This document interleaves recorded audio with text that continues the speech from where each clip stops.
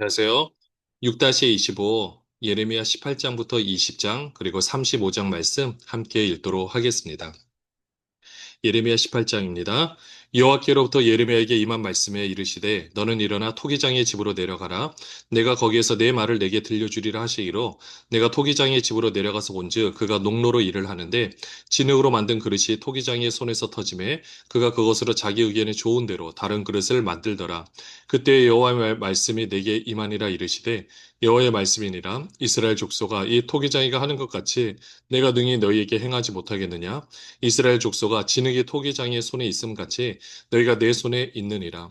내가 어느 민족이나 국가를 뽑거나 부수거나 멸하려 할 때에 만일 내가 말한 그 민족이 그의 악에서 돌이키면 내가 그에게 내리기로 생각하였던 재앙에 대하여 뜻을 돌이키겠고 내가 어느 민족이나 국가를 건설하거나 심으려 할 때에 만일 그들이 나 보기에 악한 것을 행하여 내 목소리를 청종하지 아니하면 내가 그에게 유익하게 하리라고 한 복에 대하여 뜻을 돌이키리라.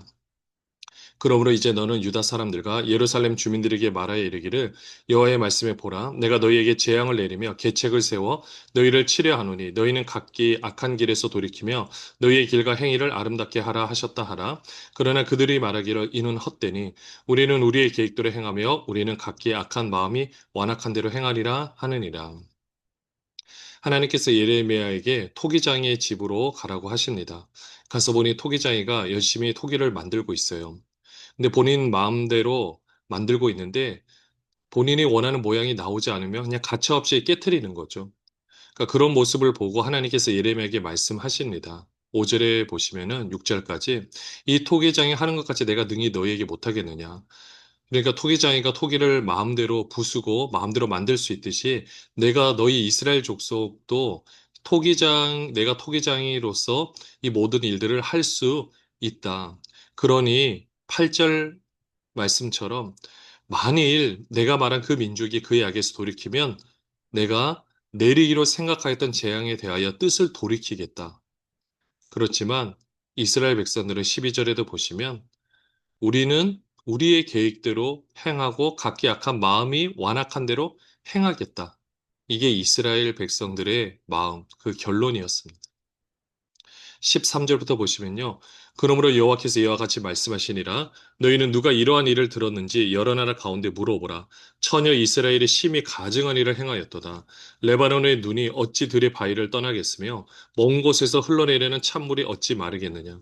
물은 내 백성은 나를 잊고 허무한 것에게 분향하거니와 이러한 것들은 그들로 그들의 길 곧 그 옛길에서 넘어지게 하며 곁길 곧 닦지 아니한 길로 행하게 하여 그들의 땅으로 두려움과 영원한 웃음거리가 되게 하리니 그리로 지나는 자마다 놀라서 그의 머리를 흔들리라. 내가 그들을 그들의 원수 앞에서 흩어버리기를 동풍으로 함같이 할 것이며 그들의 재난의 날에는 내가 그들에게 등을 보이고 얼굴을 보이지 아니하리라. 하나님과 이스라엘 백성의 사이에는 언약이라는 것이 있는데 나는 그들의 하나님이 되고 너희는 나의 백성이 된다. 근데 그 말씀을 이스라엘 편에서 어기게 되면 그 계약은 무효가 되죠. 그러니 하나님께서는 그들을 돌볼 필요가 없는 겁니다. 물론 하나님은 어떻게든 간에 그들이 돌이키기를 바라고 그들을 돌이켜서 새롭게 세우기를 원하시는데 지금 예레미야를 통해서 하시고 있는 이 말씀은 너희가 나를 버리면 나도 너희를 버리겠다라는 말씀을 해주고 있습니다. 18절부터 보시면은요. 그들이 말하기를 오라 우리가 꾀를 내어 예레미야를 치자 제사장에게서 율법이 지혜로운 자에게서 책략이 선지자에게서 말씀이 끊어지지 아니할 것이니 오라 우리가 혀로 그를 치고 그의 어떤 말에도 주의하지 말자 하나이다. 여호와여 나를 돌아보사 나와 더불어 다투는 그들의 목소리를 들어보옵소서. 어찌 악으로 선을 갚으리이까마는 그들이 나의 생명을 해하려고 구덩이를 팠나이다. 내가 주의 분노를 그들에게서 돌이키려 하고 주의 앞에 서서 그들을 위하여 유익한 말을 한 것을 기억하옵소서. 그러한 주 그들의 자녀를 기근에 내어주시며 그들을 칼의 세력에 넘기시며 그들의 아내들은 자녀를 잃고 과부가 되며 그 장정은 죽음을 당하며 그 청년은 전장에서 칼을 맞게 하시며 주께서 군대로 갑자기 그들에게 이르게 하사 그들의 집에서 부르짖음이 들리게 하옵소서. 이는 그들이 나를 잡으려고 구덩이를 팠고 내 발을 빠뜨리려고 올무를 놓았음이니이다. 여호와여 그들이 나를 죽이려 하는 계략을 주께서 다 아시오니 그 악을 사하지 마옵시며 그들의 죄를 주의 목전에서 지우지 마시고 그들을 주 앞에 넘어지게 하시되 주께서 노하시는 때 이같이 그들에게 행하옵소서 하니라. 18절에 보면 그들이 말을 하는데요. 이스라엘 백성들이고 또 예레미야를 대적하고 있는 그 반역하는, 그러니까 대적하고 있는 그 무리들이겠죠. 이들이 뭐라고 말하냐면 꾀를 내어 예레미야를 치자는 겁니다. 치는 방법이 다양해요. 직접 물리적으로 뭐 감옥에 가두기도 하고 함정에 빠뜨리기도 하는데 잘 보시면은 혀로 그를 치자라고 이야기를 합니다. 그의 어떤 말에도 주의하지 말자. 그런데 이게 얼마나 예레미야 입장에서는 수치스러운 일이 되겠습니까? 지금 예레미야가 19절에 보시면은 나를 돌아보사 그들의 목소리를 들어보라고 합니다. 그들은요 20절에 악으로 선을 갚으리이까 많은, 지금 예레미야가 외치는 것은 그들이 돌이키고 하나님의 재앙이 그들에게 임하지 않기를 간절히 원하는 마음으로 지금 이 사역을 하고 있는 것 아니겠습니까? 20절 후반절에 보시면 내가 주의 분노를 그들에서 돌이키려 하고,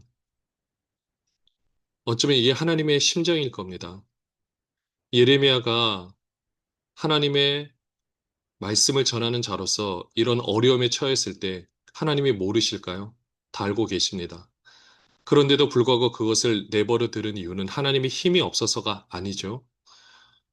너무나도 마음이 안타깝지만 이 예레미야가 그 하나님께 주신 그 사명을 정말 잘 감당할 수 있도록, 근데 그 사명을 감당하기 위해서는 이 하나님의 마음을 알지 못하고서는 할 수가 없는 겁니다. 아무리 신학적인 지식이 뛰어나고 성경을 달달 외운다 할지라도 인간을 향한 그 마음, 애틋한 마음이 없으면, 하나님께서 주신 마음이 없으면 아무 소용이 없는 거죠. 그러니까 하나님 보시기에는 예레미야를 볼 때 마음이 아프지만 그래도 이런 상황들을 허락해서라도 그 하나님 자신의 마음을 더 잘 표현할 수 있도록 그렇게 해서 예레미야에게 이 모든 것들을 허락하는 걸 보게 됩니다. 물론 예레미야는 너무 마음이 아프죠. 그렇기 때문에 예레미야가 그 다음에 기도하는 것이, 그들을 다 멸망시켜 달라고 기도하는 것은 차라리 예레미야가 직접 그들에 대해서 원수를 갚는 거 아니잖아요.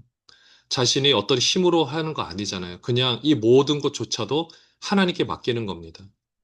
때로는 우리의 모든 상황 가운데서 내 환경의 어려움들의 모든 부분들이 있다면 우리가 직접 뭔가를 액션을 취할 것이 아니라 이렇게 하나님께 기도하는 모습이 필요합니다.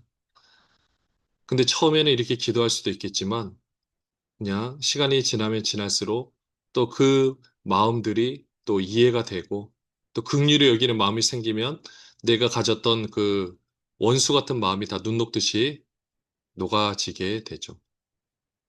지금 이 말씀의 배경은 이 여호야김 왕 때 지금 일어나고 있고, 이미 바벨론의 그 느부갓네살 왕이 이미 지금 침공을 한 상태에서 엄밀히 따지면 포로 시대가 이미 시작이 된 상황입니다. 나라는 있지만 이제 포로로 밖에 끌려가고 이제 있는 어려운 상황이었죠. 바벨론의 조공을 바치고 있는 상황이었죠.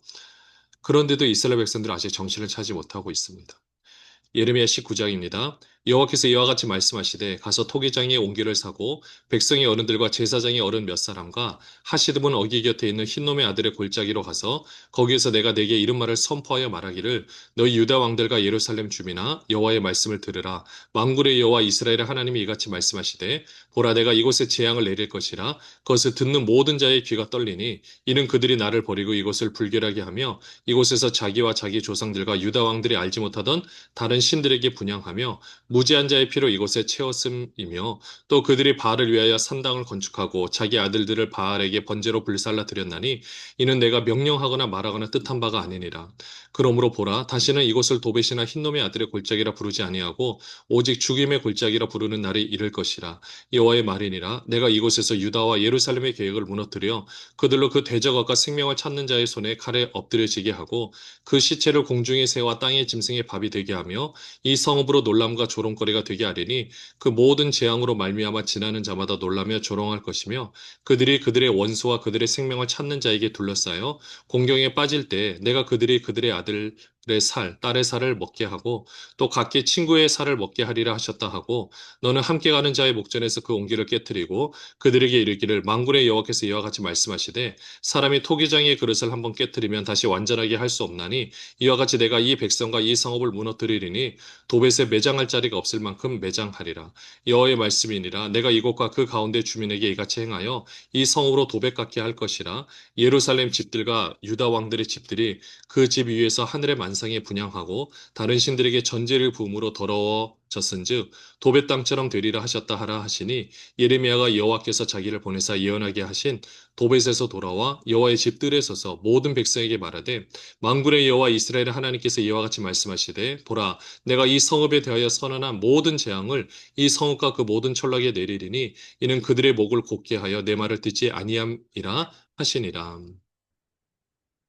하나님께서 이 예레미야에게 그 토기장의 옹기를 사게 하십니다.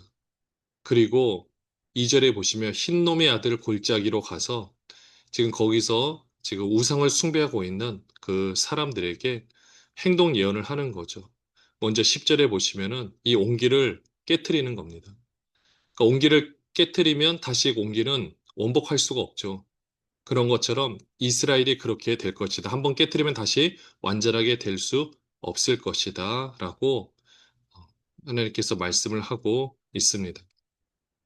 또한 그 우상을 숭배할 때 지금 자신의 자녀들을 지금 막 불에 바치고 있는 거예요. 불로 태우고 바치고 5절에 보시면 바알을 위하여 산당을 건축하고 자기 아들들을 바알에게 번제로 불살라 드렸나니 근데 5절 후반절에 보시면 이는 내가 명령하거나 말하거나 뜻한 바가 아니니라.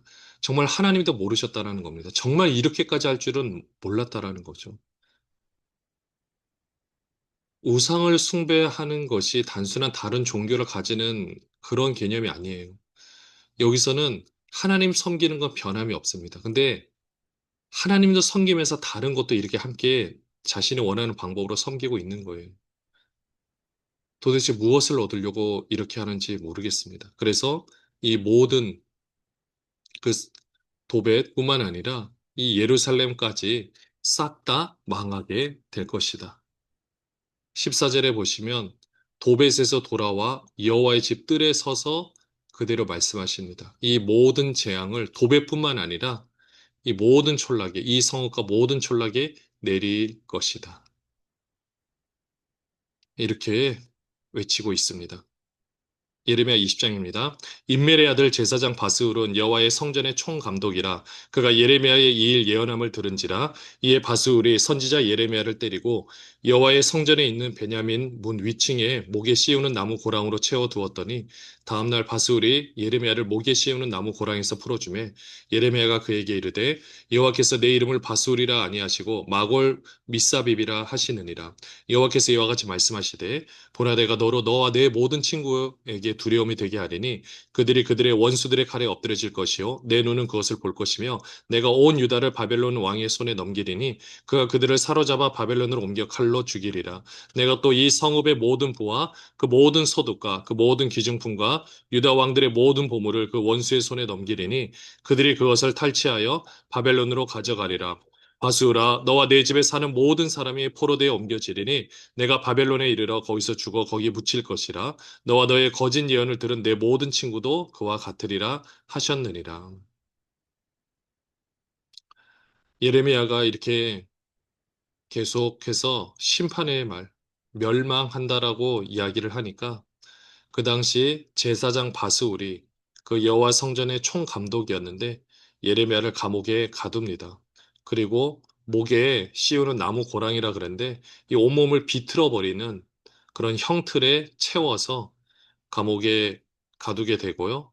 이제 그 다음 날에 풀어줄 때 하나님께서 예레미야를 통해서 말씀하십니다. 이제 네 이름을 마골 미사빕이라 하신다.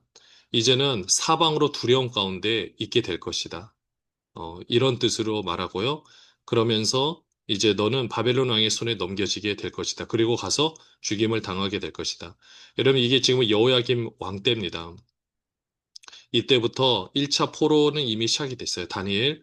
그리고 조금 있으면은 여호야김 말고 또 그 다음에 여호야긴 왕이 됐을 때는 또 에스겔을 포함해서 그 당시에 리더층 많은 인사들이 다 포로로 끌려가게 됩니다. 네, 바스올도 그렇게 될 거라고 하나님께서 지금 예레미야를 통해서 말씀하고 있죠. 7절부터 보시면은요. 여호와여 주께서 나를 권유하심으로 내가 그 권유를 받아 싸우며 주께서 나보다 강하사 이기셨으므로 내가 조롱거리가 되니 사람마다 종일토록 나를 조롱하나이다. 내가 말할 때마다 외치며 파멸과 멸망을 선포하므로 여호와의 말씀으로 말미암아 내가 종일토록 치욕과 모욕거리가 됨이니이다. 내가 다시는 여호와를 선포하지 아니하며 그의 이름으로 말하지 아니하리라 하면 나의 마음이 불붙는 것 같아서 골수에 사무치니 답답하여 견딜 수 없나이다. 나는 무리의 비방과 사방이 두려워함을 들었나이다. 그들이 이르기를 고소하라 우리도 고소하리라 하오며 내 친함부터 다 내가 실족하기를 기다리며 그가 혹시 유혹을 받게 되면 우리가 그를 이기어 우리 원수를 갚자 하나이다. 그러하오나 여호와는 두려운 용사 같으시며 나와 함께 하심으로 나를 박해하는 자들이 넘어지고 이기지 못할 것이오며 그들은 지혜롭게 행하지 못함으로 큰 치욕을 당하오리니 그 치욕은 길이 잊지 못할 것이니이다. 의인을 시험하사 그 패부와 심장을 보시는 만군의 여호와여 나의 사정을 주께 아뢰었사온즉 주께서 그들에게 보복하심을 나에게 보게 하옵소서. 여호와께서 노래하라 너희는 여호와를 찬양하라 가난한 자의 생명을 행악자의 손에서 구원하셨음이니라. 내 생일에 저주를 받았다면 나의 어머니가 나를 낳던 날이 복이 없었다면 나의 아버지에게 소식을 전하여 이르기를 당신이 등나빠하였다 하여 아버지를 즐겁게 하던 자가 저주를 받았다면 그 사람은 여호와께서 무너뜨리시고 후회하지 아니하신 성읍같이 되었다면 그가 아침에는 부르짖는 소리 낮에는 떠드는 소리를 듣게 하였다면 좋을 뻔하였나니 이는 그가 나를 태에서 죽이지 아니하셨으며 나의 어머니를 내 무덤이 되지 않게 하셨으며 그의 배가 부른 채로 항상 있게 있지 않게 하신 까닭이로다. 어찌하여 내가 태에서 나와서 고생과 슬픔을 보며 나의 나를 부끄러움으로 보내는고 하니라. 예레미야가 자신의 그 어려운 상황을 하나님께 그대로 토로하고 있습니다. 7절에 보시면 주께서 나를 권유하셨는데 주님이 나보다 강해서 나는 지금 이걸 하고 있다. 그러니까 내가 이거 사명인 걸 아는데 사실 나 하기 싫었지만 하나님께서 나를 권유하셔서 근데 하나님의 힘이 세니까 내가 이걸 하는데 날마다 조롱거리가 되고 사람마다 종일토록 나를 조롱하고 있다. 종일토록 치욕과 모욕거리가 된다. 그래서 9절에 보시면 내가 다시는 여호와 이름을 선포하지 않겠다. 그 이름으로 말하지 않겠다 하면 나의 마음이 불붙는 것 같아서 도저히 가만히 있을 수는 없고 말하면 또 사람들이 나를 욕하고 내 10절에 보시면 내 친한 법도 내가 실족하기를 기다리고 있다라는 거죠. 그리고 좀 넘어가셔서 14절부터 보시면 욥이 자신이 태어난 날을 저주하는 그 모습처럼 너무 힘들어서 또 이렇게 말을 하고 있는 예레미야의 모습을 봅니다. 얼마나 힘들었겠습니까? 얼마나 마음이 아팠겠습니까? 우리 하나님도 똑같은 마음이었을 겁니다. 너무 마음이 아픈 거예요. 이 세상 만물을 지었는데 이 하나님의 말씀대로 행하지 않을 모습을 봐도 마음이 안타깝고 그래도 제사장들과 레위인들은 그래도 또 선지자들은 바르게 말씀을 전할 줄 알았는데 그렇지 못해서 더 안타깝고 하나님께서는 그들 제사장과 레위인 선지자들을 하나님의 사람으로 세우셔서 그들을 통하여 이스라엘 백성을 다스리게 하면서 그들이 바른 삶을 살 수 있게 하는 것이 하나님의 계획인데 지금 그렇게 하지 못하고 있는 거죠. 그래서 예레미야가 이 일을 감당하고 있습니다. 그런데 오늘날 현실의 입장에서 봐도 예레미야의 삶은요, 지금 우리가 예레미야를 보고 있지만 여러분들 예레미야와 같은 삶을 살기를 원하십니까? 다들 고개를 흔들 겁니다. 오늘날의 신학생들한테 예레미야 같은 삶을 살겠습니까? 라고 물어본다면 이제는 쉽지 않을 겁니다. 그렇지만 예레미야가 있었기 때문에 그 시대에 오늘날에 있을 수 있었고 그 이스라엘이 어려운 가운데서도 바벨론 포로 70년을 보내고 돌아올 수 있었을 겁니다. 예레미야 35장입니다. 유다의 요시아 왕의 아들 여호야김 때에 여호와께로부터 말씀이 예레미야에게 임하여 이르시되 너는 레갑 사람들의 집에 가서 그들에게 말하고 그들을 여호와의 집 한 방으로 데려다가 포도주를 마시게 하라 하시니라. 이에 내가 하바시냐의 손자요 예레미야의 아들인 야사냐와 그의 형제와 그의 모든 아들과 모든 레갑 사람들을 데리고 여호와의 집에 이르러 익다라의 아들 하나님의 사람 하나님의 아들들의 방에 들였는데 그 방은 고관들의 방 곁이요 문을 지키는 살룸의 아들 마아세야의 방 위더라. 내가 레갑 사람들의 후손들 앞에 포도주가 가득한 종지와 술잔을 놓고 마시라 권하매 그들이 이르되 우리는 포도주를 마시지 아니하겠노라. 레갑의 아들 우리 손주 요나답이 우리에게 명령하여 이르기를 너희와 너희 자손은 영원히 포도주를 마시지 말며 너희가 집도 짓지 말며 파종도 하지 말며 포도원을 소유하지도 말고 너희는 평생 동안 장막에 살아라. 그리하면 너희가 머물러 사는 땅에서 너희 생명이 길리라 하였으므로 우리가 레갑의 아들 우리 손주 요나답이 우리에게 명령한 모든 말을 순종하여 우리와 우리 아내와 자녀가 평생 동안 포도주를 마시지 아니하며 살 집도 짓지 아니하며 포도원이나 밭이나 종자도 가지지 아니하고 장막에 살면서 우리 손주 요나답이 우리에게 명령한 대로 다 지켜 행하였노라. 그러나 바벨론의 느부갓네살 왕이 이 땅에 올라왔을 때에 우리가 말하기를 갈다인의 군대와 수리아인의 군대를 피하여 예루살렘으로 가자 하고 우리가 예루살렘에 살았노라. 그때 여호와의 말씀이 예레미야에게 임하여 이르시되 만군의 여호와 이스라엘 하나님께서 이와 같이 말씀하시니라.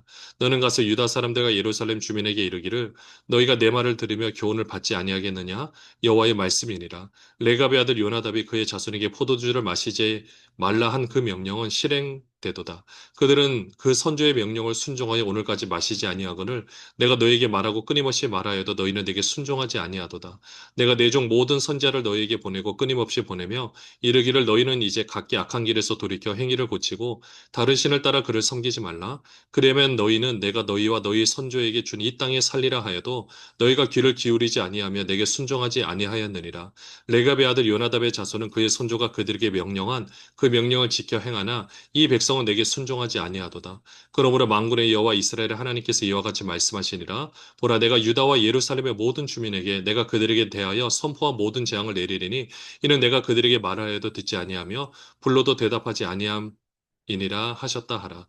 예레미야가 레갑 사람의 가문에게 이르되 만군의 여호와 이스라엘의 하나님께서 이와 같이 말씀하시기를 너희가 너희 손주 요나답의 명령을 순종하여 그의 모든 규율을 지키며 그가 너희에게 명령한 것을 행하였도다. 그러므로 만군의 여호와 이스라엘의 하나님께서 이와 같이 말씀하시니라. 레갑의 아들 요나답에게서 내 앞에 설 사람의 영혼이 끊어지지 아니하리라 하시니라. 하나님께서 예레미야에게 레갑 사람들의 집에 가서 이제 그들에게 말하고 또 여호와의 집 한 방으로 데려와서 그들로 포도주를 마시게 하라고 하나님께서 말씀하십니다. 그래서 그대로 그 레갑 사람들을 초청을 합니다.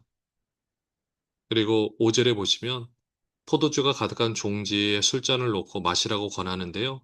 근데 이 레갑 사람들이 말하는 것이 6절에 보시면 우리 손주 요나답이 우리에게 명령하여 이르기를 너희의 자손은 영원히 포도주를 마시지 말며 자, 이렇게 해서 마시지 않겠다라고 이들이 결심을 한 겁니다.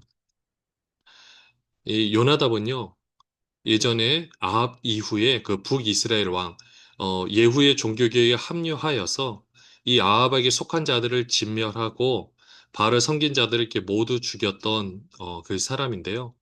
이제 유언을 남긴 거죠. 그러니까 이들은 그것을 그대로 지키는 겁니다. 구절에도 보시면 살집도 짓지 않고 포도리나 밭이나 종자도 가지지 않고 10절에 장막에 살면서 그 선조 요나답이 말했던 것을 그대로 지키고 있는 겁니다. 그런데 11절에 느부갓네살 왕이 지금 여호야김 때니까 이미 쳐들어와서 우리가 그 군대를 피해서 예루살렘으로 지금 온 것입니다. 네, 그렇게 하니까 이때 다시 하나님의 말씀이 예레미야에게 임한 겁니다. 딱 깨달은 거죠. 레갑의 아들 그 요나다 그리고 그의 자손에게 포도주를 마시지 말라 했던 이런 모든 모습들, 나시린처럼 이렇게 구별된 삶을 살아가는 이 모습들, 그 조상 요나답이 말했던 것을 지키는 모습을 보고 하나님도 마음이 감동을 하신 거죠. 저들의 모습을 봐라.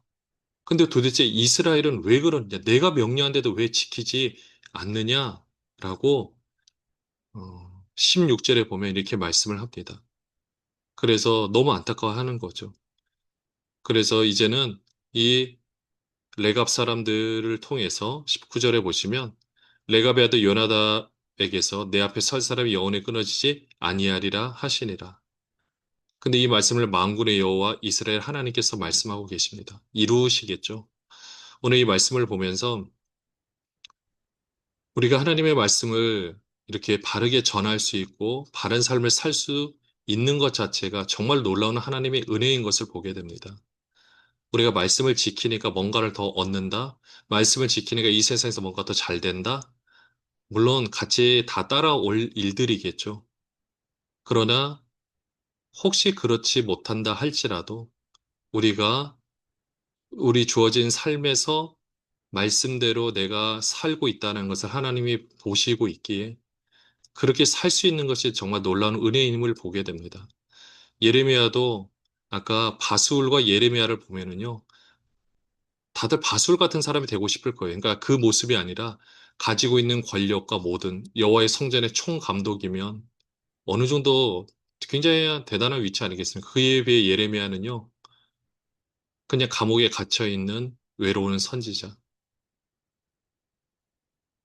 그래도 하나님의 말씀은 그 안에 있었고, 말씀대로 전했던 모습.